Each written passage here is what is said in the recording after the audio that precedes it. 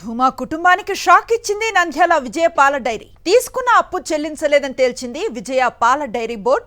2014లో విజయ డైరీలో 1,30,00,000 అప్పు తీసుకున్నాడు భూమా విఖ్యాత్ రెడ్డి. గతంలో భూమా నారాయణ రెడ్డి చైర్మన్ గా ఉన్న సమయంలో లోన్ తీసుకున్నాడు. ఆ డబ్బుతో 2014 నుంచి 2020 వరకు విజయ డైరీతో సమానంగా జగత్ పాల డైరీని నడిపాడు. దీంతో భూమా కుటుంబం కారణంగా విజయ డైరీకి 30% నష్టాలొచ్చాయి. 2020లో విజయ డైరీ చైర్మన్ గా ఎస్వి జగన్మోహన్ రెడ్డి బాధ్యతలు చేపట్టారు.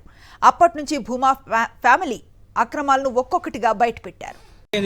తమ్ముని కోసము చైర్మన్ కోసము నన్ను ఇప్పుడు దించి ఎక్కాలని వాళ్ళ ఆత్రయం ఎట్లయితే నాకు ఇంకా 1.5 year టైం ఉంది. వాళ్ళ అబ్బా ఉన్నాడు, మేము దించినామా మా ప్రభుత్వంలో, మేము దించినామా నారాయణ రెడ్డిని.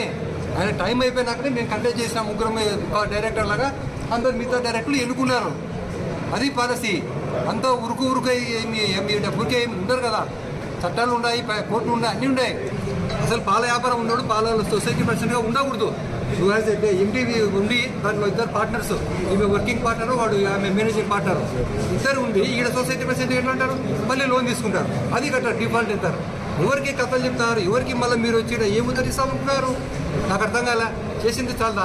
ఇప్పుడు విశాఖ డైరీ దీంతో పాటు స్టార్ట్ అయింది. దీనికన్నా 2 years ముందర 2,000 కోట్లు టర్న్ ఓవర్ ఈరోజు సంఘం డైరీ దీనికన్నా 2 నెలలు. అది ఆపరేషన్ బ్లడ్ 1 వచ్చింది, ఇది ఆపరేషన్ బ్లడ్ 2. ఇది స్టేట్ గవర్నమెంట్ రూపాయి లేదు, అంతా ఎన్డీడీపీ లోన్ ఇచ్చారు, కట్టారు.